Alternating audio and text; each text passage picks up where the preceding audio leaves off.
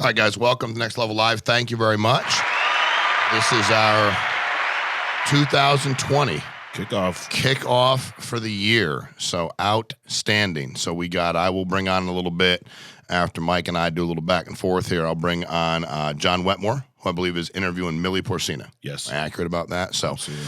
They're excited about that. So we wanted to air that. And again, well, first, before I get into that, we have January 13th. What time is it? 7:30 Eastern time? It's either 7 or 7:30. Lifetime channel. Let's see if I can find out right now. Balancing act. So it's a show, I think it's a daily talk show. Yep. And they reached out to us. They actually they had seen one of our agents and with the client, something on the internet or social media, reached out and said, hey, really neat. You guys do a product called Return of Premium. And we're like, yeah, like, you ever heard of it? They're like, no, we didn't even know it existed. We'd love to have you come in and talk about it.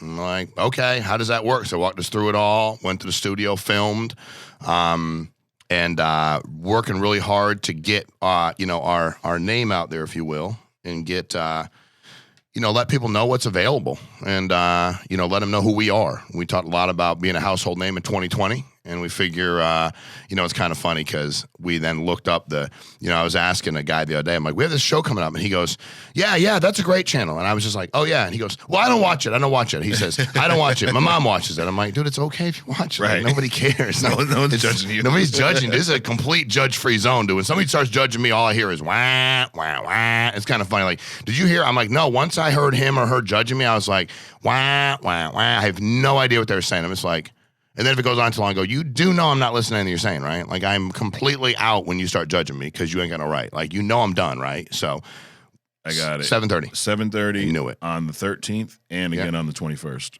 Really? Yeah. It's showing you when it's airing right there. Yep. Okay. And then we might do a little bit more. I think they've said we'd like to, and then what they do in the show, I guess, is like they go over a variety of topics.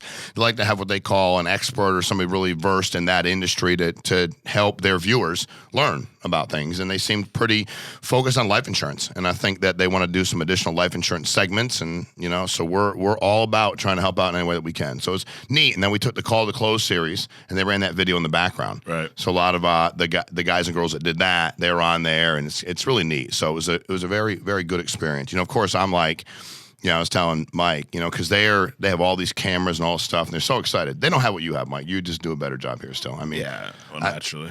You do a better job for an IMO. They definitely do a better job in general.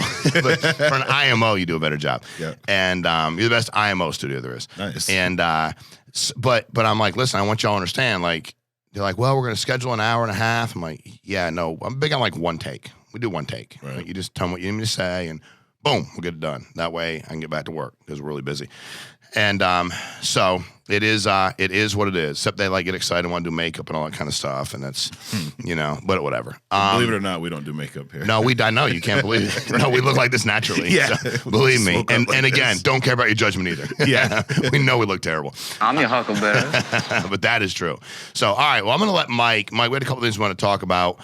Great feedback, by the way, on The Big Bounty.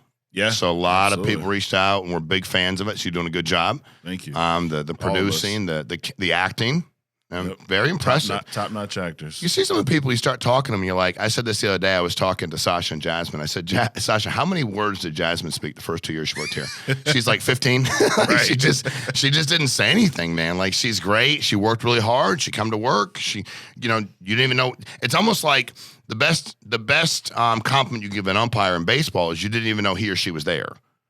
Like, because you just not argue about it. You're like, the game's over, and you're like, oh, I didn't even know you were umping. Because, like, you just did your job, and nobody was yelling, screaming, talking about how bad it was. You weren't making an idiot of yourself. And that's kind of how she was early on. But what's neat about watching the staff who, when we talked about doing these little quick movies a couple years ago, we're like, I'm not doing that.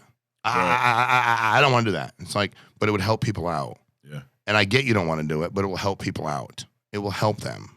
So, like, I don't want to wear a cowboy hat either because I just don't look good in it. It's not because I think cowboy hats are bad. I'm like, God, dude looks good in a cowboy hat, or cowboy boots. I don't get down like that, dude. It doesn't work for me. And it's okay. Like, why don't you shave your head? No, I know how bad I look. I'm good, We tried it. We tried it. Yeah. We saw it. We're like, oh, whoa, how fast can it grow back?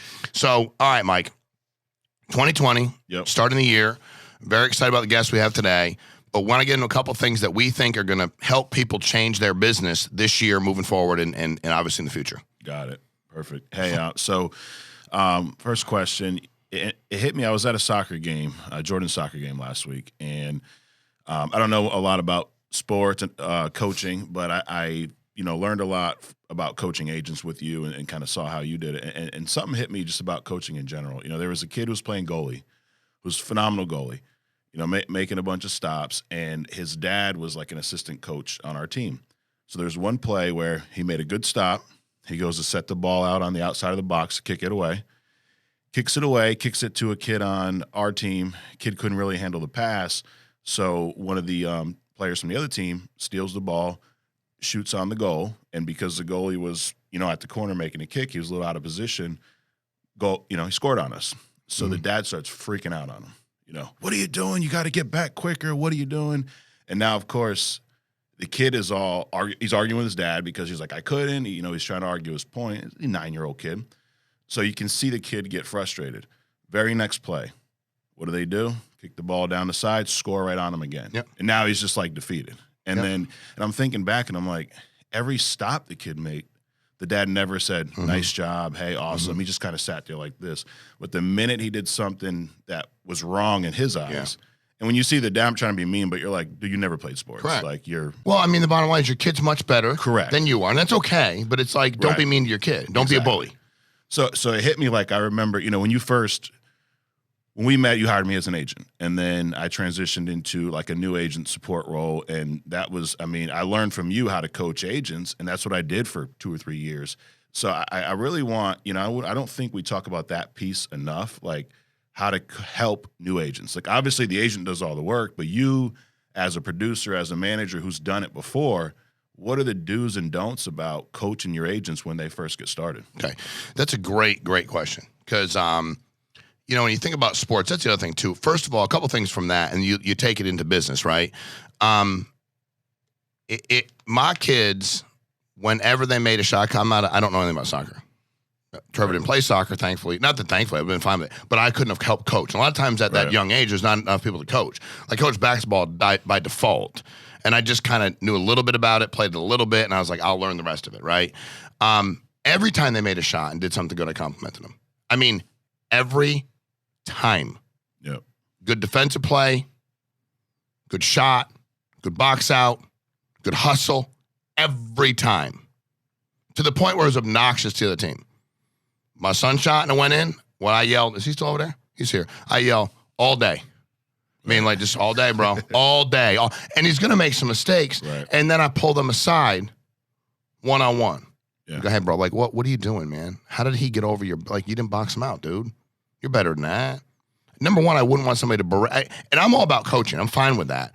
But I think one of the things that one of the parents said to me one day is you're really hard on the kids, but you're as positive. It's always positively constructive. Right. And then when I'm done, it's always kind of wrap my arm around them and go, bro, we're going to be fine. We just can't do that again. And guess what? If it was a physical mistake, like the other kid was just better, I didn't scream and yell at him. Right. I didn't scream and yell at him. Because if it was a mental mistake, that's hard. But physical, you took a shot and you missed it. Do you think I think he missed it on purpose? What is wrong with you? I think he was trying to put it in the hoop. Agents. We have to understand that this is just because we all have to have different perspective, right? For me, what I struggled with early on in Mike and I moved through was I thought this was so simple, I couldn't understand people not thinking it was. I came from a social work background. I knocked on your door. You didn't want me there. There was an investigation of abuse and neglect. And it wasn't like, oh my God, you didn't give the kid Captain Crunch. It was like he hadn't eaten in 5 days. You had a sex offender move into your house. You and your partner had a domestic where one of you stabbed one. You sell heroin. Whatever it is, you didn't want me there. Okay? So I would go to the house and I realized like barking orders at people wasn't going to work because they could just shut the door. I couldn't kick the door in. So I found a way to get them to understand what my job was. So first thing you have to do when you're mentoring and coaching people is get them to understand where you're coming from. That's important because we usually go at it. And my position with you, Mike, with the rest of the agents is I want you to win so bad I can't do anything but help you win. I want you to, when I tell you I feel like a failure if you're failing, and failing is just quitting, but as you're not growing, if you're not making money, that really bothers me. So I need you to understand, number one, where I'm coming from is a point of not me. I can sell, and I think all of you building a business should do this. If you don't, it's up to, I always told you and everybody else, I can make more than enough money selling life insurance. If you sell it, great. But as far as me, when you look at me and go, nobody's ever said, well, he wanted me to sell because he made an override. Dude, I was selling $500,000 a year, no problem. Every single year in a very different system, no problem. Bam, bam, bam. Every week, all week long. I took 2 days off from selling every year. Christmas and Easter, bro. That's it. New Year's Day. Not a holiday. It's just first day of the year. I mean, why don't we have January 7th as a holiday? First Sunday of the year, first Saturday of the year, third Tuesday. I mean, come on, man. I went to work. So I let everybody know I didn't need you. And it's not that I didn't want you. I wanted you to win more than anything, but I wanted you to win for you. I wanted you to win for, you didn't have any kids time for Christina. That was it. For you and her. Period. End of story. And then when you had kids, Carmela, I wanted you to win for them. So for me, you have to let people know where you're coming from. And if you don't genuinely, and let's be honest, if you don't genuinely care about them winning, don't tell them you do. Right. I want everybody to win. It's not that complicated. I want every single agent at the company to win. It's not pretend. It's not, I want you to do better financially. I'm happier. The you first checks that y'all get, the bonus checks we pay out, that's much better than anything we get and pay here. I promise you it is. If you don't, come take an internship here. Work here. The employees will tell you. So for us, it's the same thing when they ask about the employees. You go, you pay them that much? Yeah, we pay them really well. Because we grow and work really hard. We want them to feel really good. I don't want to roll into the end of the year and have them going like, maybe one day I'm able to. Every one of them can have the ability to do what they want to do for their family, vacation, purchase a house, invest in their retirements. That's what I want. So, Mike, I think when you're coaching agents, I know when you're coaching agents, you have to let them know why you feel a certain way. You have to educate them on where you're coming from. Also, you have to be intolerant, I believe, in two things. And I think you have to be intolerant personally of these two things. You have to be intolerant of making excuses. And that starts with you. Yep. You have to start doing that with yourself. There's always a bad day. You can always have a headache. There can always be a traffic jam. You can always have people not show up. You can always have your pen run out of ink. I mean, stupid. I don't know. You can always have your cell phone battery die and not work. I don't know what to tell you. But you have to not make excuses, be crazy accountable, and then work harder than the people you work with. Period. And then it allows you to be imperfect in many other ways. And people aren't trying to find out what you didn't do, because when people think you're not working hard and when people think you're making money off them and not with them, they'll tune you out. When kids that are playing for coaches at any age subconsciously know the coach is more interested in himself or herself than they are the kids check out. That kid stopped playing goalie because dad's about look at me and look at my attention. Now, for me, he's assistant coach, right? Yeah. Simple concept. I had a very simple concept. I'd say, hey, number one, do you have any videotape when you were a kid? Because your kids probably, like, genetically, dude, they're probably about the same. Like, I'm just saying, they're probably about the same. And if yours happens to be more athletic than you were, leave them alone. Right. I don't care if you were an All-American 4 years in high school. Leave them alone. So the bottom line is you're going to positively reinforce him, not demean the garbage out of him. That don't help. That's not being soft on him. You can pull him aside and tell him anything you want. Hey, look me in the eyes, son. We want to win, right? You want to play hard? Was that your best effort? Now, if it was your best effort, I'm good. So when you're coaching agents, if they gave their best effort, I'm good. Right. If you went out, Mike, and ran 12 appointments and you ran them, 4 didn't show, 8 were there, you closed none. Now, there are things you could have tweaked, but because your effort was so strong, I'm crazy positive about it. Because I go, dude, you already have the effort part down. Now it's the attitude. The activity, I think, is actually, the attitude is the easiest thing to fix. That's just in here. The activity is you got to make sure you get up early enough, go to work, and stay working no matter what, which the attitude fuels the activity. So I think, Mike, when you're mentoring agents for all of you, and by the way, mentoring starts with mentoring you. You have to be a good mentor of yourself before you can be a good mentor of anybody else. You have to. It just, people aren't going to follow. I'm only asking people to follow us work-wise. I'm not asking them to adopt. Everybody believes in what they believe in. They have different values. I ain't messing with that stuff. I leave that up to God. They got nothing to do with me. I work hard to help you make money. I work hard to help you change your financial situation. I work hard to help you serve families. We work crazy hard to help families out there get life insurance. That is it. Other than that, the rest of that stuff, it's always, always makes me really uncomfortable when people are like, and then I worked at a company one day and they're like, and then we're going to do this and make you a better person. I'm like, dude, who qualified you to make anybody a better person? Knock it off. You say, Sean, I'm a better businessman or businesswoman. Thank you. You're welcome. So at the end of the day, Mike, you have to let people know there's got to be a really good understanding. And by the way, that's what we do in the house. Right. People have to know why we feel the way we feel. They have to know why it's so important to you. If you have a story and something happened in your life where you had something occur and there was a death and there was no money and there was no life insurance, tell people that. Does that make sense? Like, there's nothing wrong with that, but you have to educate them on why it's so important to. Do you need me to sign for that? We're good? Okay, thanks, bud. So it's, it's one of those things where we really need to get people to understand, Mike, that there has to be, we have to have structure enough to know where we're each coming from. Does that make sense? Yeah. But I didn't let up either. If you didn't run that week, I never let up. Right. I didn't torment you. If you left it alone, I left it alone. But the minute you said, hey, I can get better, I'm like, Mike, you don't run enough appointments. Mike, I kept coming back to things you can control. Your attitude, activity. I didn't get head faked either. And when you started selling me on stuff, I'm like, dude, stop. There's a million reasons why you didn't go out last week. I don't care. I'm not buying any of them. I'm not buying. I'm selling. And I'm selling you on becoming a better agent. Right. Make sense? Yeah. So one real quick question before we turn this over. Yeah, it's week 1 of the year. So there's 51 weeks left. Can you talk a little bit about the importance of, if you want to be a Hall of Fame producer, like how it starts now? This is not a decision you make 6 months in. First of all, congratulations to all the Hall of Fame producers we have in general. Congratulations to the ones that just hit it in 2019. Right. Some are still trying to look and see if we hit it with the numbers. So congratulations. What an unbelievable accomplishment. So great job. And I think that if you ask the vast majority of them, you'd have to ask them, if you ask the vast majority of them, which we should do something with them coming up, like series, like all the ones that hit it first time in 19, is I bet you they made the decision pretty early. I can't imagine they stumbled into July and went, hey, Hall of Fame sounds like fun.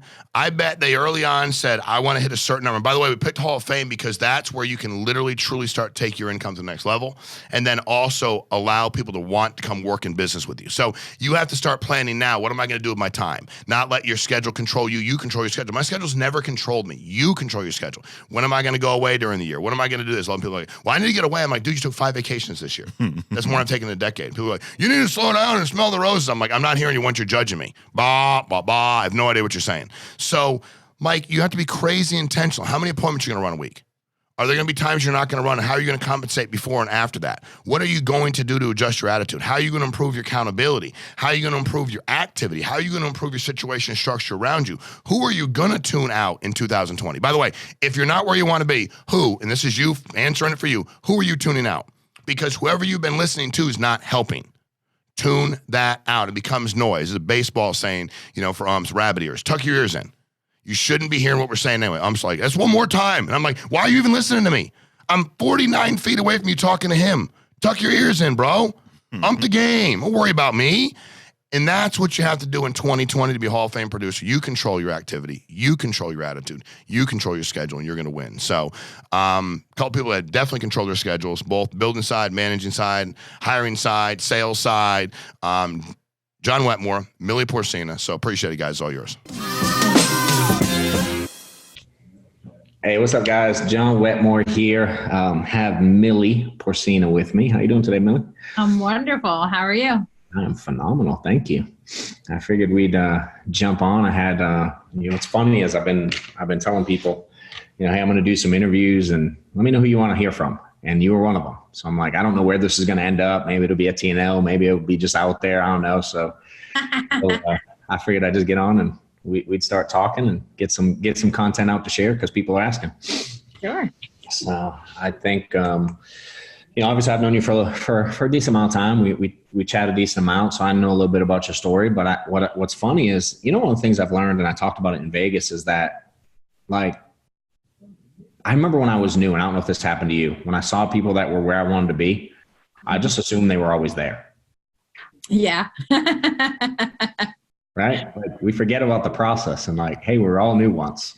So I think it's important because a lot of people look at you like you were, dropped down from the insurance heavens into a Hall of Fame producer, and I know the story. So I think it'd be cool to start share the how you got started here, a little bit of the story. I think it's important, because I know, is this going to be your 3rd year hitting Hall of Fame? It is my 3rd year in the business. Yep. Yeah. Okay. I'm trying to beat last year's number. So I said, even if I beat it by $1, I'll be happy. Got it. What was last year's number? 508. Okay. Good deal. Well, cool. And I kept forgetting what it is. I had to keep asking Brian, what was my number? What was my number? Well, let's give them a story. Give them the background, how you got started, whatever you want there. Share it for a few minutes. I know you're, a mom and all kinds of other stuff that I don't understand. So give them the little story, give them some perspective, and then we'll get into some of the things they want to know. Sure. So thank you for having me on. So exciting to be anywhere in your presence, because I feel like I've learned so much from you. And it's just exciting to see, even as myself, how much I've grown within this process. There's no better place to be. I was having dinner with my girlfriend last night, and, she's more like a sister to me. And she was saying, she's just wow, because it's so funny because, like, I don't know, my daughter was like 8 years old when we met, and she always said to me, she's from Costa Rica, and she said, I want to have my own business. I want to have my own business. And I was like, okay, that's cute. She's like, we can have a restaurant, and I hate to cook, but I didn't want to spoil her dream. Long story short, it's like, here I am with my own business. Like, that's crazy. I would have never even thought of that. And we're both single moms now. Well, I'm actually married now. What up, JP? I forgot. Well, he's always in the field, so I never see him. No, but she said to me, Millie, you've grown so much, and because she's like, how did you get your business? Because we kind of started two different businesses around the same time. She's like, how did you get yours to go so fast and to make the kind of money that you're making right now? And I said, it's because I had a great system. I said, I have mentors that are where I want to be. So, it's funny to have that conversation and to where I was at.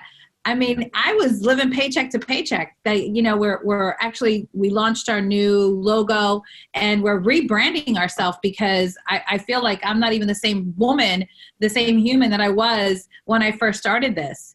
And, I truly believe paycheck to paycheck no mas has a lot to do with my own personal story, because I became a single mom, had a great life, and I went from having everything to having nothing. And shouldn't say that I wasn't as bad as most people, because I did have a job, but having that, feeling like a failure, because I don't know if this is going to keep going off. How do I shut this off? Feeling like, no matter what, there's nothing that's going to get me to where I want to be. Like, I didn't feel like I ever had a chance. And, I remember being with my daughters. I wanted to give them everything I possibly can, like any parent wants to do. I wasn't able to. It was always living paycheck to paycheck. And I remember I was so sick and tired of living that way. I was tired of having to make decisions based on what was in my bank account. And I remember being at I had gotten laid off from J&J, which is very common. And I needed to find something else to do with my job, for my family. And I was licensed, but I didn't do anything because I was afraid to go out and sell anything. I was not going to be that woman who got rejected. And I had enough rejections in my life. Can you still see me? Yeah, see, perfect. Okay, awesome. Because I don't see you, so I was just like, okay, it's only me. And so hit the button in the top right corner. Hit the button It says like gallery view or speaker view. Hit that. It'll show you both. Can you tell Jenny to come here? I can't live without my admin, because she does everything for me. Yeah. I'm going to keep talking. That's one thing. I got an admin like 2 weeks after being in the business. But no, guys, here's what I say is that I was tired of seeing everybody succeed. I saw the system when I started recruiting for Brian. I saw people posting numbers. I saw them making money. And I wanted to be able to do the same thing. But I had so much fear. I didn't think I could do that. We're trying to see so that I can see him and he can see me. So what I did was, I believed in everybody else, but I didn't have any faith in myself. And Ryan would say to me, Millie, why is it that you believe in everybody, but you don't believe in yourself? And it was just, man, just, life, just being put down and being, in a situation where you feel like you didn't have a way out, like there was nothing else. And I was able to look at two things. I looked at the numbers, because numbers don't lie, right? Mm-hmm. And I said, if I can't believe in myself, I could believe in the process, right? Because you can follow a process. It's like when you're driving, the rules that they put in place, the stop, the yellow sign, like all of that is set in place so that you don't get in an accident. So Family First Life, they had the same thing. They said, hey, if you buy leads, if you go to work, you're going to make money. So I was like, well, okay, well, that's pretty simple, right? So I took a leap of faith and I said, I got to do something different. What do I have to lose at this point? If they're telling me that I can do all of these things and I'm going to make a profit, what do I have to lose? I really didn't have anything to lose, right? Because I told Brian in 2017, I said, I got to make a change in my life, and I'm ready to do this. And I was so afraid. And I was like, I have no money. I'm like, oh my God, what am I going to do? I don't even know what an entrepreneur is. No clue. I never sold anything in my life. I've done sales support. And I always, the one thing I hated about sales is I said, you're only as good as your next sale. So I did not want to be in sales. And I took my rent money. I took almost all of it. My rent was $1,999 a month, believe it or not. And I took $1,526 and I just said, I'm going all in. And that week I paid $18,000. And after that, I never, ever looked back. It was done. I was like, then I became a lead junkie. I was like, Brian, how many? I was like on crack. I was like, Mark Mead had, leads in Chicago because there wasn't a lot of leads where I was at the time. Now everybody can have leads wherever they want. Like, what do you mean? You can go to your backyard and have leads? They didn't have that for my first year. So Mark had leads in Chicago. And I was like, I lived in Chicago for a very short time years ago. And so I was like, I'm just going to have to go to Chicago. Like, what am I going to do? Sit here and cry because I have no leads? Or I'm going to shut up and get on a plane and provide for my family. So I remember someone tried to talk to me about, oh, Chicago's dangerous. I had no idea. And, I for like 2 seconds that went in my head and I was like, forget it. Let it go. You can't be around people that are not doing what you want to do. Yep. You have to be around the people that are where you want to be.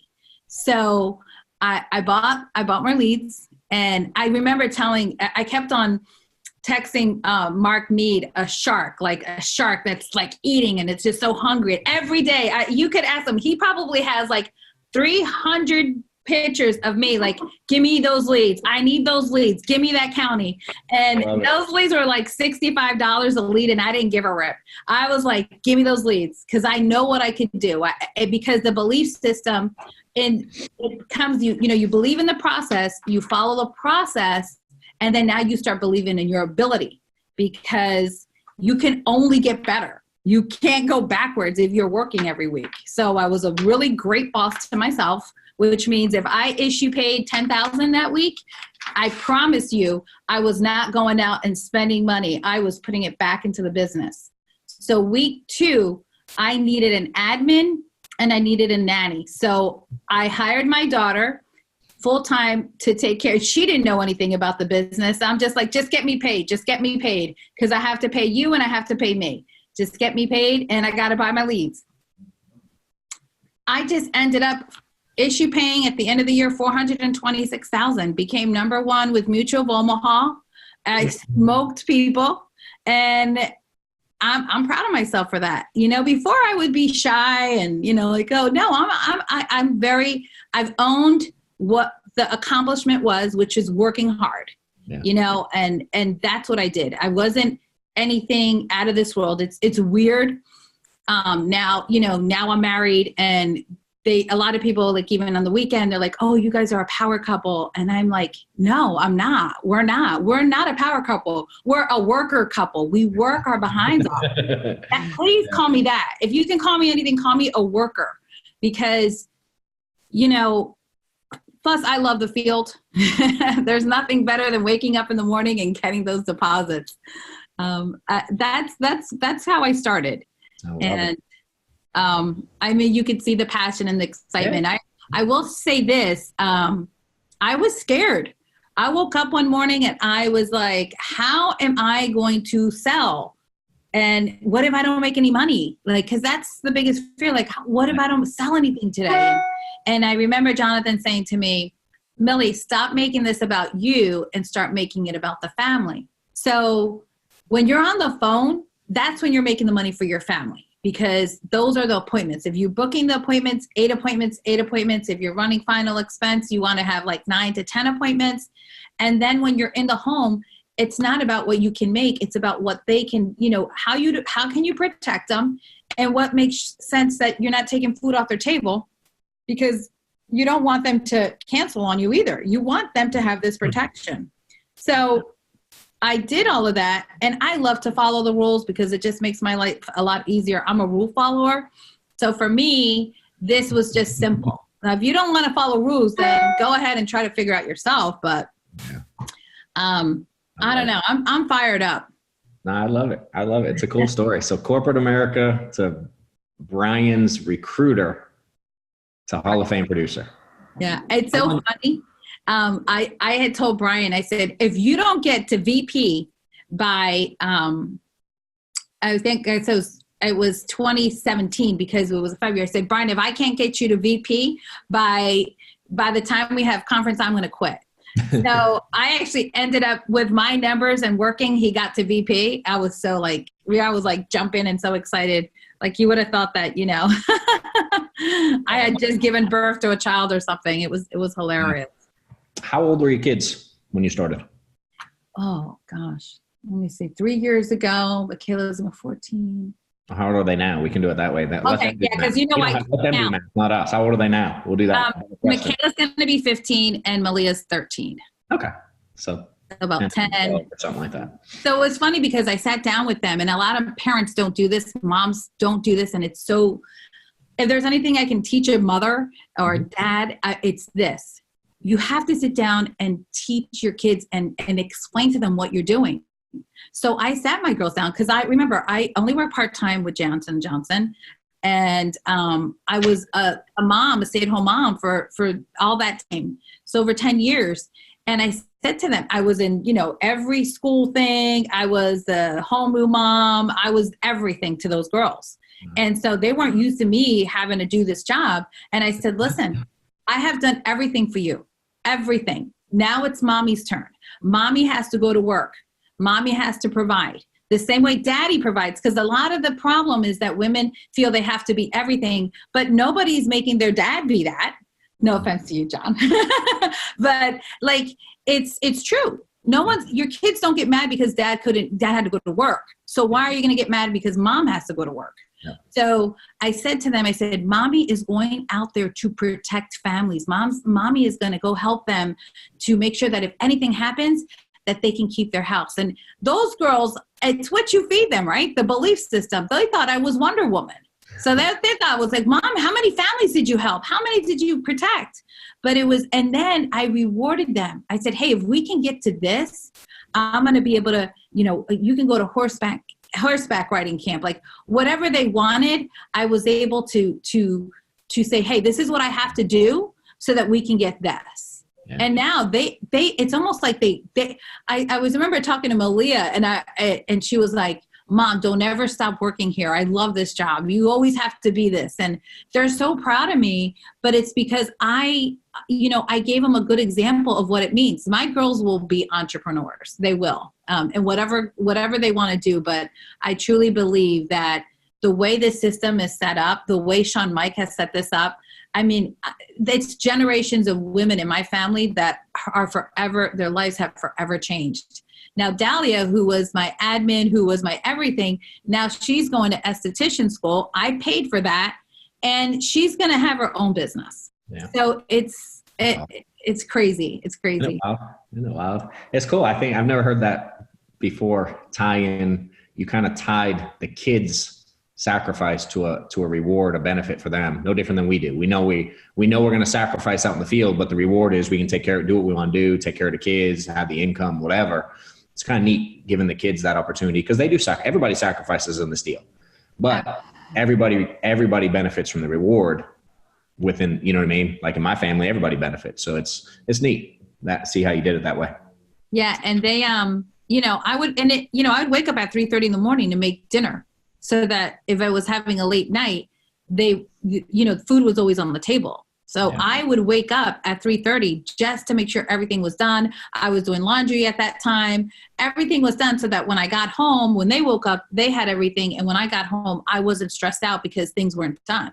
And that's the other thing that, you have to hold yourself accountable as a business owner, and understand it from day one. Like from simple things, even talking to an agent this weekend, they didn't know that they needed to have, separate bank accounts. Like I had, as soon as I got this job, I did a business account.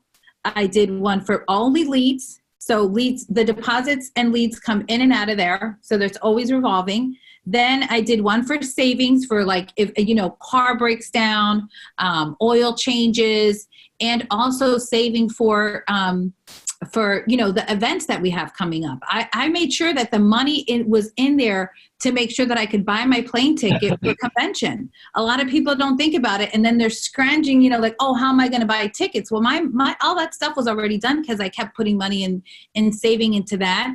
And I also saved it for how can I help another agent to get to, to convention. And then I had my third one was to pay myself. So I was making sure that I was getting paid, because you can't commingle funds. Yeah. So setting this business up from day one as a true business just helped my mindset to always be in that mode. And I remember, somebody in Tri-State had done a huge annuity. They got paid like what people get, and it was like 68,000. I don't remember the number, but we had a call called the hot seat, and Sean Mike said, what did you do the next week? Because he didn't have any numbers. He goes, oh, I took off, right? And now he could afford to take off because he had like $68,000 deposit in his account. And Sean Mike said, you suck as a boss. And I laughed so hard, but that never left me, because he's right. Just because you get a big deposit doesn't mean you don't go back to work. It's almost like calling up, your boss. Hey, I got paid on Friday. I don't have to come back on Monday, but make sure my job is there next week. Like, really? And it's that mindset that people have that it just blows me away. That's why, my bank account sits nice and hefty, and everything really goes straight into the business. I'm not out there. I'm not driving some nice supercar. I drive a Mazda, nothing exciting. And I'm looking to build this business the way, the way you have, the way Mike Killerman has. And so I'm excited for that. Yeah, no doubt. I love it. It's a cool story. Give them some perspective, like, because people are going to struggle. They'll see it and they'll be like, yeah, she wrote 18 grand her first week. Give them some insight into how you did that. You know what I mean? Like what you said, what your thought was, because a lot of people are like, well, I don't, they're going to assume you knew more than they know starting. They're going to assume you had some kind of advantage. So kind of give them some insight there, and like, how did you sell that money? You know what I mean? Like, what did you say? What did you know? Where was your head at the time? You know what I mean? Kind of give them some perspective for in-home stuff. Sure. So, for a new agent. So for a new agent, there was a day that I went out and I sold nothing. and I didn't have I bought, I didn't really invest that much in leads at that time. I was afraid. And I didn't know anything. I didn't know product. I did not know, because people are always hung up about product. All I know was I was told to get the information, which you get the information, you just follow the client worksheet, right? So it's just get that client worksheet, get the information, find out what their why is, what their, why do they need this? What has them looking to get protected? Yeah. And then try to paint a picture. And the thing is, I didn't have a story at the time. So I used Brian's story with his Aunt Tina. Everybody knows the Aunt Tina story. I used that. So tell them how you did it at the beginning, because not everybody watching this is going to know that. You know what I mean? So like as a new agent, like how did you do in-home at that time? So in-home, like to try to remember exactly how. Yeah, I know it's hard remembering when we were new, but give them the best. I remember just basically saying to them, because I remember the guy saying, well, I have work insurance. Mm-hmm. And I said, I understand where you're coming from. Here's what I think of work insurance. I think it's just a cherry on top. You either have it, you can have it or you don't. They either have it or you don't. My colleague, who's also my mentor, Brian, he also, when he first started with the company, he wanted to give everyone insurance. He wanted everyone to have coverage. But his aunt, Tina, she didn't want it because she had coverage. She was working with the company for years. And so she had already built up, all this kind of disability, long-term disability, and this life insurance that was like 10 times her salary. So there was no reason for her to get anything else. Mm-hmm. And, so he didn't press. And unfortunately, what happened was that Tina got really sick. And when Tina got really sick, the company could only keep her job for so long. And, she started deteriorating. She got really sick.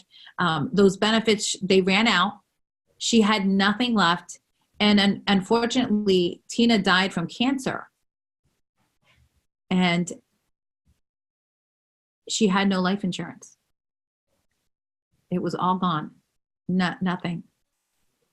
And what's sad about it is that Tina was a very prideful woman who really never wanted to be a financial burden to anybody. She would never wanted to allow someone else the thought of someone else paying for her funeral expenses, for paying for whatever debt she left behind.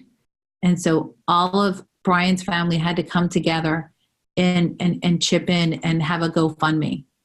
And had Tina had this policy, had she taken it, not only she could have had the money up front to pay for whatever medical bills she had, and she could have been buried, with dignity, the way she would want it to have been, but she didn't know any better. And that's how I told that story.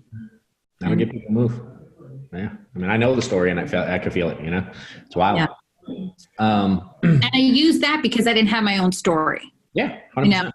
Yeah, I used to be Sean's, the guy with his buddy, the one where his buddy had the same thing. I mean, I used to tell that story when I was new. Yeah. Yeah. Tried to sell us and he got ALS, if I'm not mistaken. Yeah. That whole deal, that whole bucket. I think that's where that ice bucket challenge came from a few years ago. Same concept. Same thing. I used to tell that story when I was new, and it made people move. All right. Let's do this. Give them, obviously you've learned how to sell. You've sold probably pushing $2 million now, or getting there, $1.5 million in a few years, whatever it is.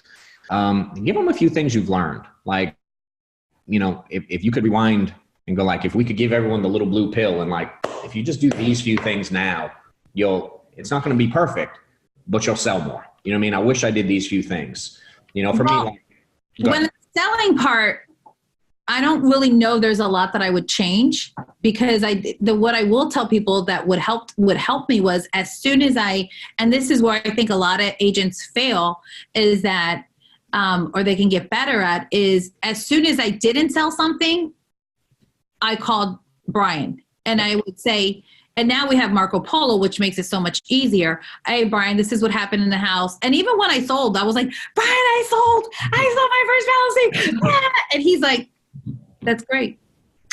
All right, next one. I was like, what a jerk. I was like, he doesn't even care. And I was upset. And then the next one, and what he taught me was, I'm not allowed to go on the roller coaster. So now it doesn't matter what I sell. Yeah. It doesn't matter if I sell $5,000 or if I sell zero. My mood stays the same, because if you ride that roller coaster ride, you'll be bipolar if you're not already. And so, yeah, because this business can be bipolar. Like, oh, I made a lot of money. Oh, I don't have any money. So staying consistently unemotional, in a sense, is key to having success, because you're going to have good days, you're going to have bad days. But if you stay consistent in what you're doing every day, you're going to make the money. So I learned that early on, which I believe a lot of agents don't. Calling up, they get embarrassed. Well, I don't want to call my upline or whatever, you got manager. I don't want to call them and tell them that I didn't make the sale. Oh, and then you can't fix it. So calling up Brian after every appointment helped me to reset. I missed that. Getting on all the calls, because you can get to where I'm at now. And I remember there was a time where I was in my groove, and I felt like I didn't need to be on the calls, and I kept messing up. And Mark said to me, "So did you listen to this call?" And I was like, No, I didn't listen to this call. And then we're talking. He goes, Hey, what about what John Wetmore said on that call? And I'm like, no, I didn't listen. He goes, and by the third time, it was like, I'm not getting on the calls. I think I'm better. I know everything, and you don't know everything, and you do forget things. The better you get, you do, you make shortcuts. So getting on the calls and listening to them helps you to stay sharp. It's like your tools. You got to sharpen your tools, right? If you're a butcher, you got to sharpen that knife. That knife has to be sharpened every couple of days. So it's the same thing with here. We got to stay sharp. Now, what I will tell you that I really missed the boat on, and I kick myself for it, but there's nothing I can do about it now, is really being intentional with hiring from day one.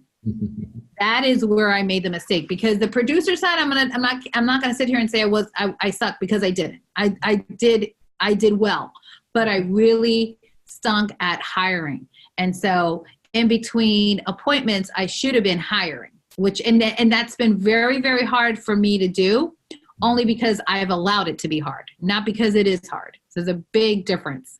So it's what you allow yourself to say in your brain. Well, I can't. I have only an hour and a half drive to my next appointment. Why would I want to talk to anybody?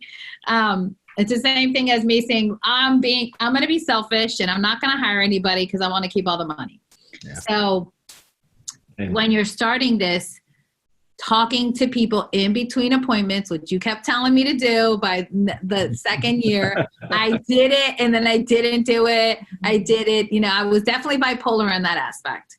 And everybody's like, well, selling is no different than hiring. What's that? Yeah. I'm sorry. I said it's just like a new agent with the selling. Exactly. So I made it difficult for myself. Yeah. And you kept saying it, and I'm like, So here I am trying to, I love it, start my business over again, because it's like you have to rewind now and start over in a sense, but with a different mindset, because now I have to teach new agents, start hiring day one, They go hand in hand. Yeah, makes sense. Cool. Well, give them. So I put out there that I was doing it, and I asked people for a couple questions. One I thought was really cool, that you should be able to answer. They said how. I'm sorry, you cut. Gets multiple policies in homes. No. Okay. How do I get? Multiple policies in homes, and how to get bigger premiums. Any advice or feedback you can give there? Okay, so how to get multiple. Okay, so when I ask about what their income is, and I think a lot of people get too caught up in the income. They think that they got to find out what their bills are, what their, how much I don't care about their bills. I care about, can they afford their mortgage, right? And I care about, I always ask them, once I go through the, income replacement, I ask them, do you have, what do you typically like to save every month, right? So I'm looking for how much they save. I don't know a lot of people that ask that as they're new. How much do you like to save? And, if it's $200, $300, there's where my premium's at. I got the money.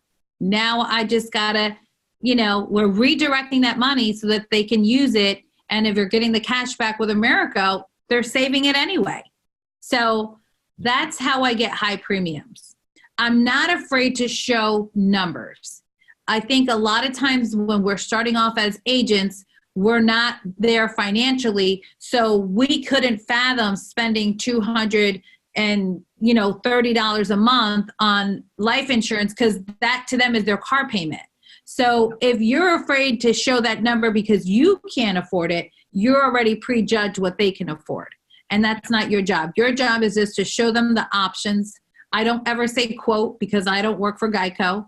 I show them options, and they'll say, well, just give me the quotes. I'm like, well, I'm not Geico, and they'll say, well, I want to know how much this is going to cost me. And I said, well, sir, you own a car, right?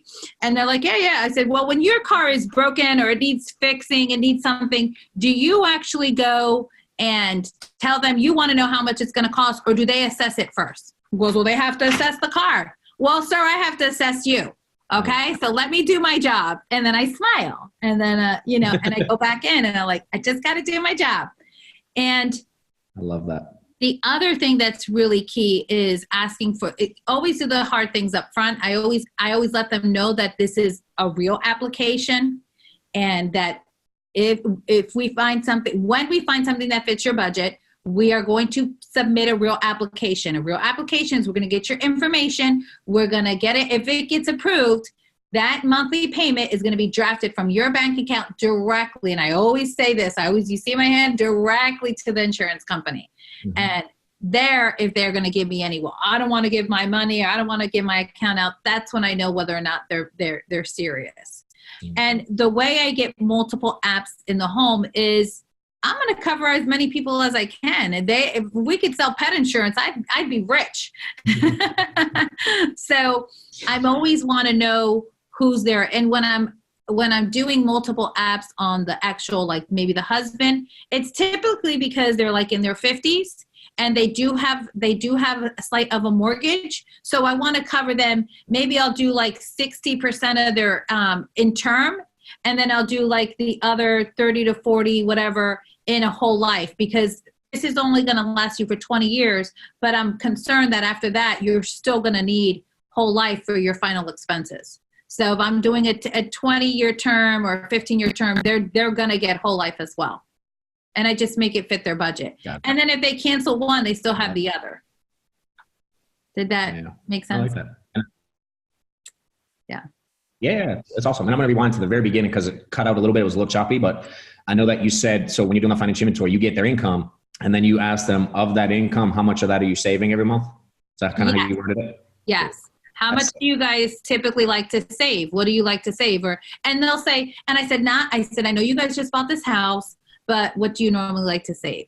Yeah. Now, if it's a final expense, which a lot of us are running now, I'm also saying, they're on a budget. Like they know their budget every month. Yeah. So they know what they can afford or not. So I'm very crystal clear with them, and I'll find out how much they're saving. And I'm like, come on, Bob, you know your budget. So I'm going to show you your options, and you're just going to pick the one that fits in that budget. And I'm not afraid to show them the big numbers, because let me tell you, old people, they love to lie. They'll sit there and say, I have no money. My mom is the richest lady I know, and she's never worked a day in her life. She's always given us money. Like she'll give, and I'm like, this lady, she's like a squirrel. She's just like, so a lot of people don't, they get afraid because they're like, oh, well, they only make $1,000. Trust me. They're old school. They're saving a lot of it. And don't be fooled by when someone says, well, I need to talk to my son. And, like if I'm dialing, I'll ask them, do you have anyone that makes decisions with you? And they'll, because I want to know if I have to have their daughter, if I don't, and not, you know what, get on the phone and FaceTime that son or daughter and say, here's what we're doing. Now, I also, because I'm a mom, I can say, Mary, is your daughter Pam going to be paying this for you? Is she? Oh, no. Oh, she's not. Okay. And then I get this confused. I'm like, so I'm confused. Mary. And because I'm a mom, and I find it really odd that I would ask my daughter's permission to get something for her to bury me. So what I want to make sure, Mary, are we asking Pam because she's going to pay for it, or because you don't want to pay at all? And because you're going to guilt her. So if you're trying to guilt her so that you don't have to pay, then I have a lot of people to see. I love it. And, That's awesome. And I love that one. I never heard you say that before. I say, feel free to have Pam call me when everything's done. I'll go over it with her, because she's the one I'm going to be giving the check to. She's going to be so happy. Yeah, I love it. That's good stuff. It's crazy intentional. What's cool is, and just to clarify for those new watching, a lot of this stuff is done before you show pricing, right? Absolutely. All the kind of questions, because again, you start fighting all this stuff after. Buckle up. You know, I know when I was new, they would be giving me all these red flags, and I would just ignore them and get to pricing, you know, and then I'd start fighting them. And I'm like, oh, no, that don't work that way. Yeah. I love it. No, it's great stuff. Let me think. What else do I want to wrap with? Why don't you just anything else on your mind that you want to give? Again, that's whatever you think, because you get a lot of questions, right? A lot of people reach out to you, they ask you for help. I know you deal with a lot of situations. You help a lot of people in a lot of different ways. So give them whatever you want. Just end with kind of some common questions you get. Kind of give some input there, because I know a lot of people reach out to you for this thing. So just end with whatever's on your mind. I get it. You know, obviously, because I'm a mom, I get a lot of mom questions, a lot of guilt. A lot of women feel guilty. They feel they have to be everything for their family. But the thing is that what I'm finding, what I would wish that if they could take anything from as a mother, is that especially if you're a single mom, your priority is to put food on the table, right? Because a lot of times, oh, well, my son has a soccer game, or my son has this, or my daughter has that. Those are all cute. They're great. But guess what? They're not going to provide for your child. And you're only going to go so far as of what you can give them. So stop living in guilt, and then just do what you have to do for your children. And your number one job is to provide for them. I mean, I spend more quality time with my daughters now, and I'm not with them. So when I am with my children, I'm extremely intentional. And the time that I have with them is building those young little lives as adults, because we're raising adults in a sense, right? You're trying to raise your child to be a good human being who's going to provide for themselves. But if you're not showing them that example, then they're going to be in the same situation you're in. So stop with the guilt, put a realistic schedule in place. And, if it doesn't mean that you're working, if it means you can't. So one girl was like, I can only work till 2:00 because I have to rush home to pick up my kids, which is very real. I have to do the same thing. Then I said to her, and she, the kids are with their dad every other weekend. So I said, make your schedule be the weekend. You can make $10,000 in the weekend. Your kids are away with the parent, with dad, work, Friday, Saturday, Sunday. And, I used to get, my ex-husband used to, every Wednesday was the day that he was with the kids. And at 9:00, they would get dropped off. And at 9:15, I was late.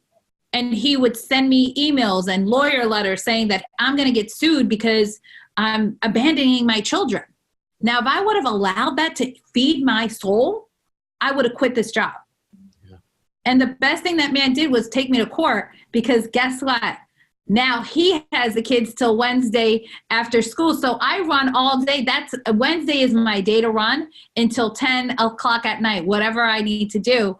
So take whatever situation you have, instead of complaining about it and not being able to do something, figure it out. This is your life. This is what can get you to the next level for your family. And, all I'm going to say is this.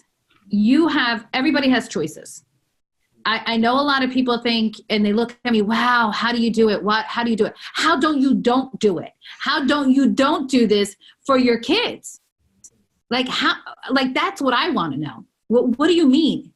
I mean, figure it out. I love the women that are calling out and reaching out to me because they want to know. Don't call me and whine, because I can do that all by myself. I have plenty of stories of my own that I could sit down and cry about. You know, tell me what the problem is. Help me to help you to find a solution, and then keep it moving. Keep it moving. And I would love to see next year more women as VPs in this company, because they can be. And women are forced to be reckoned with, and they should be wanting to be VP. Shame on the women who are not trying to do more. I'm sorry, hate me later, but I'm not looking back, and I'm running. I'm running for my family. I love it. I was waiting for that Millie to come out. That gets me excited. I love it. That's good stuff, girl. I appreciate you sharing. Thanks for getting on. We'll get this thing out. Again, I have no idea where it's going to end up, but it'll be out there because this is great content, great info. Appreciate you taking the time to share, and anything we can do to help you, let us know, girl. Thank you. Appreciate you, man. See you.